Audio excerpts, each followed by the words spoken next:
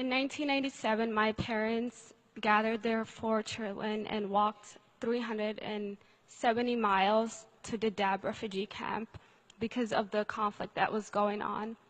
On the way, there was a lot of bad things that were happening. Children were being abandoned by their parents because they were no longer able to walk. There was bombs going on. There was gunshots. People were getting killed right to left.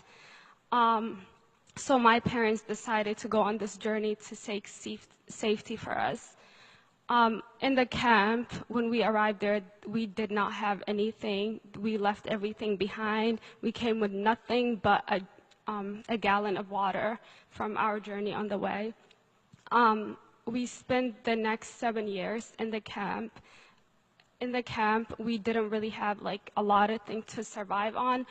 Most of our food was coming from the United Nations World Food Program, and my parents, they worked really hard to do whatever they can to make sure that we had enough to eat on the table every night, if that meant they had to give up their own food.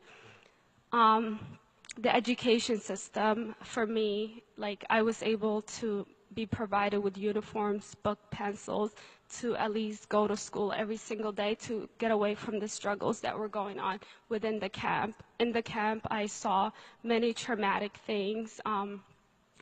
My mother had her head cracked open. We had people like abusing us because some of those people brought what was going on in Somalia to the camp because of tribal issues.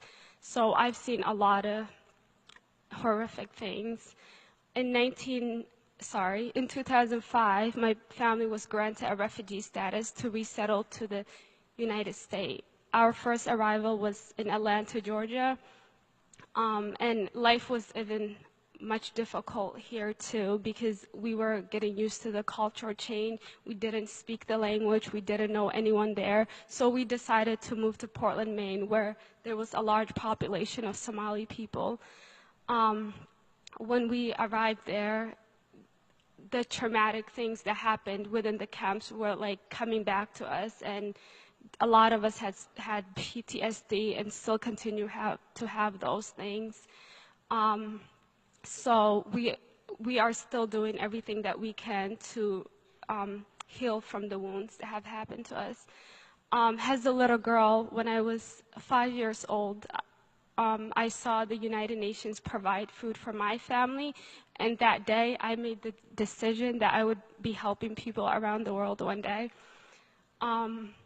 So when I got to America, where this is the land of freedom and the land where you can pursue your dreams, I decided that I would work hard every single day to make sure that I get a good education and to give back to those who are in need.